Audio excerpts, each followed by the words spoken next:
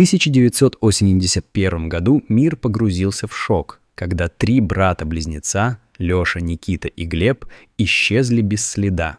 Их мать, Елена Николаевна Маркова, долгое время погружалась в горе, теряя надежду на их возвращение. Она обращалась в полицию, давала объявления, собирала толпы волонтеров для поисков, но ни одна зацепка не приводила к результату. Спустя 30 лет, в один из тихих дней, когда все уже казалось потерянным, она наткнулась на старую фотографию, на которой были запечатлены ее дети в детстве. Внимательно изучая снимок, запечатлевший моменты счастья и тепла, Елена вдруг заметила важную деталь, которая будто зацепила ее память, заставив сердце забиться быстрее. В этот день, когда солнце светило как никогда ярко, Елена организовала небольшое праздничное мероприятие, чтобы отметить день рождения внучки в саду. Близкие ненадолго пришли в дом, чтобы поздравить семью и разделить радость. Елена, окруженная ароматами цветов и смехом детей, почувствовала, как теплые воспоминания о своих сыновьях, ушедших из жизни, снова оживают в ее беспокойном сердце. Внезапно ее внимание привлек незнакомый мужчина с хлопотливым мальчиком. Мальчик был одет в зеленый клетчатый комбинезон, что напомнило Елене одежду ее пропавших сыновей. Стремительное желание узнать больше овладело ею, и, не раздумывая, она подошла ближе. Сердце ее колотилось, наполняясь надеждой, но взгляд мальчика наполнился страхом, и он, испугавшись, убежал к своему отцу. Мужчина, заметив напряженность, тут же спросил, в чем дело. Виктор, муж Елены, подошел к ней и начал объяснять ситуацию, рассказывая, что одежда мальчика напоминает одежду их пропавших сыновей. Мужчина, почувствовав неловкость, извинился и пояснил, что недавно купил эту одежду. Это извинение не на 100% успокоило Елену, но чтобы не обострять конфликта, она решила отступить. Они разошлись, и внутри ее продолжали клокотать воспоминания, смешанные с надеждой и беспокойством. Собравшись с мыслями, Виктор и Елена вернулись домой. Виктор старался успокоить жену, понимая, как она переживает. Разговоры о пропавших сыновьях всегда были тяжелой ношей для них, и каждый раз напоминание становилось настоящим испытанием. Вдруг Елена, полная решимости, попросила показать фотографии их пропавших сыновей. Это был шаг к пониманию, к возвращению в прошлое. Виктор, едва сдерживая слезы, вынес коробку с вещами, напоминающими о детстве, и фотоальбом. В нем были запечатлены самые трогательные и радостные моменты их жизни. Пересматривая фотографии, Елена и Виктор вспомнили, как их сыновья проводили время. Они с грустью и ностальгией смотрели на снимки, где веселые дети играют во дворе, смеются, бегают, пока солнечный свет озаряет их беззаботную жизнь. Вдруг они наткнулись на снимок, где тройняшки позируют перед домом в своих комбинезонах. Елена, взглянув на них, почувствовала, как воспоминания и чувства вновь переполнили ее. Она внимательно изучила одежду на фото и заметила различия между ней и комбинезоном мальчика, который она видела сегодня. Внезапно ее охватило осознание – это не та же одежда. С одной стороны, ее сердце было наполнено надеждой, а с другой – страхом, что все это снова окажется лишь иллюзией. Извиняясь за испуг ребенка, Елена и Виктор начали вспоминать тот последний день, когда они были вместе. Она вспомнила, как мальчики радовались выходным, как играли и смеялись, как жарили блины и делали игрушки на дворе. Она заметила на фотографии Волгу, которую так любил Лёша, и картинка моментами наполнилась теплотой.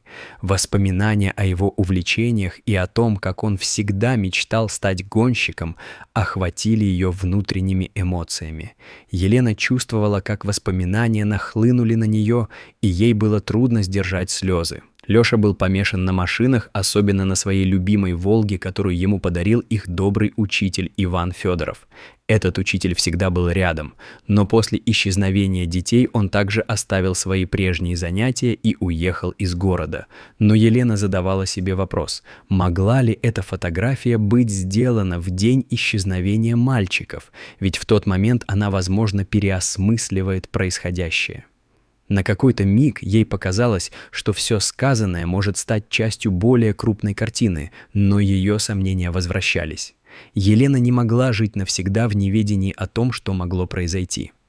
Виктор, все еще стараясь успокоить Елену, вдруг нашел конверт с негативами и удостоверил, что фото датируется днем исчезновения. Елена почувствовала, как ее сердце снова наполнилось беспокойством. Может быть, Иван видел что-то подозрительное в тот вечер. Она терзалась мыслями о том, что не могла более оставаться бездействующей.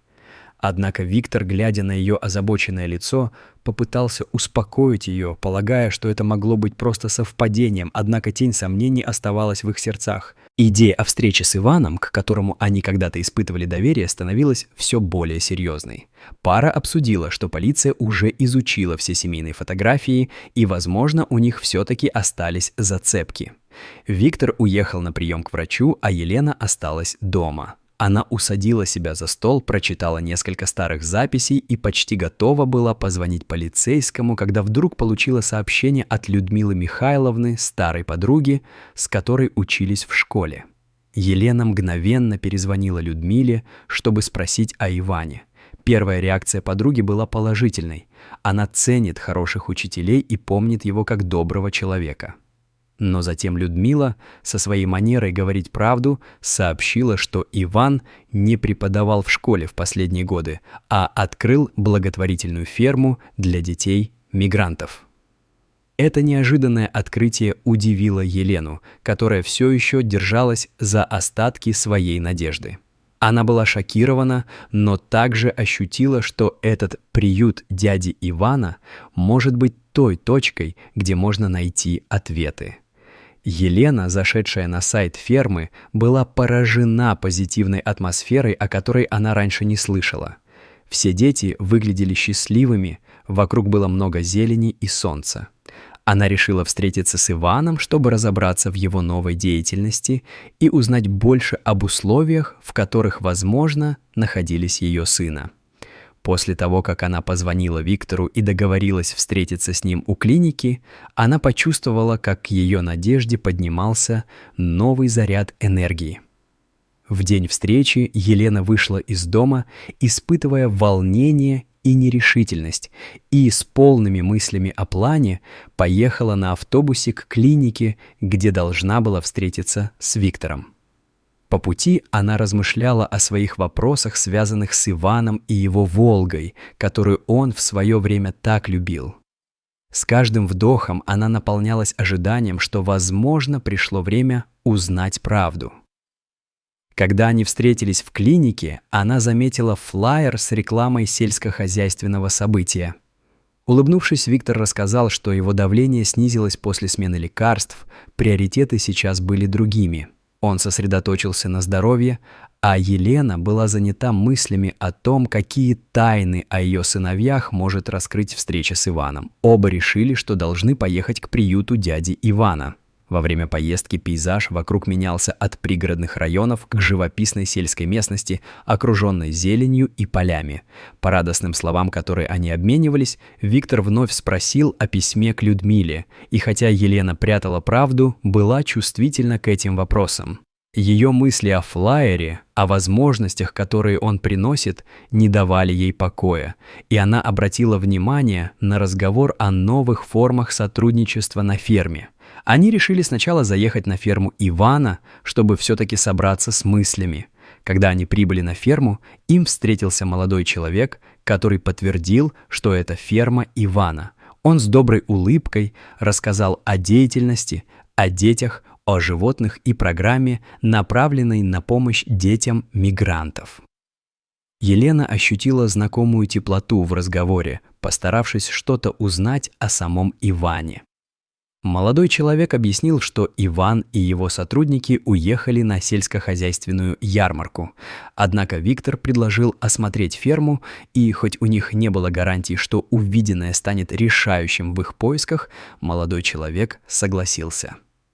Во время экскурсии по ферме они увидели животных, конюшни и поля, наполненные жизнью. Все это была часть благотворительной программы, помогающей этим детям учиться сельскому хозяйству. Елена чувствовала, как по мере знакомства с фермой и ее сотрудниками теплота в ее сердце начинает снова расцветать. Внезапно они встретили Федора, координатора мероприятий, который подробно рассказал о своей работе и предстоящих мероприятиях. Его увлеченный подход к делу вселял надежду на перемены. Федор объяснил, что готовит демонстрационные занятия для инвесторов. Его энергия заставила Елену задуматься о способностях людей, живущих рядом с ними. Но когда Елена Николаевна заметила рисунок Красной Волги, ее сердце снова наполнилось эмоциями. Он напомнил ей о детских мечтах, о Лёше, ее горячо любимом сыне. В этот момент она почувствовала странное и знакомое чувство, глядя на Федора, как будто во времени что-то пересекалось. Взгляд их встретился, и Елена поняла, что ее интуиция ее не обманывает. Инстинктивно привязавшись к этому протагонисту, Елена Николаевна начала задавать Федору личные вопросы, вызывая внимание и беспокойство у Виктора. Этот обмен был важным для нее. Ей хотелось найти ответ на волнующие ее вопросы. Федор упомянул, что его брат находится на ярмарке с Иваном, но это ничего не проясняло для Елены. Они поблагодарили Федора за информацию и с некоторым легким сердцем вернулись к машине, чтобы понять, что делать дальше, и, увидев, что время поджимает, решили съездить на ярмарку повнимательнее. Виктор и Елена Николаевна решили поехать на ярмарку вместо аукциона, и это решительное движение вызывало у Елены много эмоций. Она делилась своими мыслями о Федоре, который почему-то напоминал ей о Лёше. Целая пленка воспоминаний наклинилась в ее сознание, и расстояние между прошлым и настоящим стало меньше. Они прибыли на ярмарку и заметили Ивана, который разговаривал с парой. Словно застыв во времени, она подошла ближе к нему, чтобы выяснить всю правду, зная, что будет ответом. Когда Виктор и Елена Николаевна подошли к Ивану и представились, он сначала не узнал их, но затем вспомнил семью Марковых. Она помнила, как он с теплотой говорил о мальчиках, когда они были маленькими, и эти воспоминания вернулись, словно хрупкие цветы после весны. Вскоре они начали обсуждать ферму Ивана и его собственную реакцию на исчезновение их сыновей, когда в разговорах всплыло множество эмоций и подлинных истин. Однако серьезный вопрос о том, уехал ли Иван из города после исчезновения мальчиков, уже не покидал мысли Елены. Она высказала свое беспокойство, и когда ее глаза встретились с его, они нашли на нем ответ. Иван подтвердил, что уехал после исчезновения мальчиков, и удивился этому вопросу. Загадка в его глазах обострила конфликт в ее душе, и внезапно все начали внимать вниманию к себе. Елена решила показать Ивану фотографию, сделанную в день исчезновения, и сердце ее забилось быстрее, когда она передавала снимок. Иван, глядя на него, не помнил, чтобы ездил в тот район или видел мальчиков. Но Виктор и Елена начали обсуждать, что это могло быть связано с исчезновением их сыновей. Вопросы вновь стали актуальными, и в этом осталась долгая неизведанная дорога, ведущая к ответам, которые все искали. В конце концов, Иван предложил им посмотреть заключительное выступление детей на ярмарке. Эта джентльменская манера была ему присуща, но в этот момент Елена услышала, как Иван, тяжело вздохнув, говорит по телефону о срочном отъезде. Это вновь создало напряжение, заставив ее сердце стучать в унисон с тревогой. Елена и Виктор, накапливая все больше вопросов и предположений, поспешили к сцене, где дети поют народную песню, пронизанную детской беззаботностью и радостью. Но затем Елена заметила мужчину, который чем-то напоминал Федора, брата Федора. Она почувствовала, как ее потянуло к этому человеку. Виктор подтвердил сходство, и они решили проследить за мужчиной. Мужчина оказался братом Федора, Димой, и они много говорили о нем с Иваном, вызывая воспоминания о том времени. Каждое новое слово подстегивало чувство настороженности и недоверия. Обсуждая между собой, Елена и Виктор пришли к выводу, что Дима с его привычками и пониманием может быть их пропавшими сыновьями. Они решили проверить место, куда он уходит, чтобы найти третьего брата, Глеба. Каждый шаг выглядел все более рискованным и в то же время полным надежд. Нарушая привычный порядок вещей, они нашли пожилого сотрудника, который подтвердил, что Дима и Федор близнецы, и эта информация подстегнула их решительность и стремление узнать больше. Вернувшись на ферму Ивана, Елена решила позвонить детективу Мартынову, изложив свои подозрения. Получив указания и одобрение, она пришла в отпуск, перехваченная волнением и невидимой нитью. В это время детектив предупредил их держаться подальше от Ивана, что только подогревало интерес и нервное волнение, ощутимые в каждом их движении. Елена и Виктор наблюдали, как Иван, Дима и Федор уезжают с фермы. Отправляясь в недоумении, семья не могла понять, почему все так закручено. Вдруг появилась полиция, которая задержала Ивана на месте. Елена и Виктор увидели, как полиция допрашивает Ивана. Он выглядел растерянным и злым, вновь создавая тот настрой, который все время держал их в напряжении. Не в силах оставаться безучастной, Елена вышла из машины, чтобы поговорить с Иваном, к которому когда-то испытывала доверие. Полицейский попытался остановить ее, но Елена настаивала на разговоре. Каждый шаг ее становился все более уверенным. Она поняла, что только она может донести истину, которая мучила их душу. Показав Ивану фотографию 1971 года, на которой были изображены ее сыновья Леша, Никита и Глеб, Елена ощутила, как напряжение нарастает. Федор и Дима, двое из пропавших мальчиков, узнали себя на фотографии и подтвердили, что это они, указывая на главный момент, который менял все. Иван, подозреваемый в похищении, начал отнекиваться, утверждая, что спас мальчиков от ужасной судьбы, заставляя сердца всех стучать в унисон с жаждой правды. Елена Николаевна обвинила Ивана в похищении ее сыновей. Полицейские, следуя ее указаниям, арестовали Ивана и начали обыск его фермы. Сердце Елены, наполненное тревогой, снова замирало, когда они в гараже нашли «Волгу» Ивана, а в кабинете документы на вымышленные имена Федора, Димы и Миши.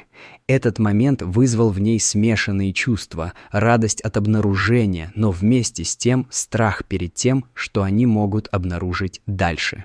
Федор и Дима, оказавшись перед лицом неизбежности, рассказали, что Иван держал Мишу в своем доме и заботился о младших детях. Иногда у них возникали сложности в общении, и в этих трудностях Иван наказывал их за непослушание. Но в их рассказах также проскальзывал тот мотив, что они верили, что это все было ради их блага, и с этой мыслью они продолжали жить. Полиция продолжала искать возможности, находя Мишу и других детей на ферме Ивана. Наконец, Елена и Виктор спешили в полицейский участок, чтобы встретиться с Федором, Димой и Мишей. Воспоминания о том, как их сыновья пропали 30 лет назад, и о том, как Иван заманивал их мороженым, вновь вызывают в Елене смешанные чувства. Каждое новое слово, каждая истина была как лучик света, проникающий в их сердца. Иван на самом деле был обвинен в похищении и жестоком обращении с детьми, а также в подделке документов. Елена, Виктор и их сыновья наконец встретились после 30 лет разлуки. Это была трогательная сцена, полная слез радости, объятия, шепот, всепроникающая любовь. Все это сливалось в одну удивительную вспышку чувств. Елена и Виктор обняли своих сыновей, испытывая радость воссоединения и облегчения. Это была не просто встреча, это было начало нового периода в их жизни, где были новые возможности и надежды. Их сердца, переполненные счастьем, нашли друг друга заново. Каждая секунда наполнилась смыслом. Семья начала процесс исцеления после долгих лет разлуки. В их глазах отразились надежда и свет. И под конец, когда видео закончилось, прозвучал призыв подписаться на канал и поделиться их историей, чтобы другие знали о важности нахождения семьи и правды в долгожданный момент.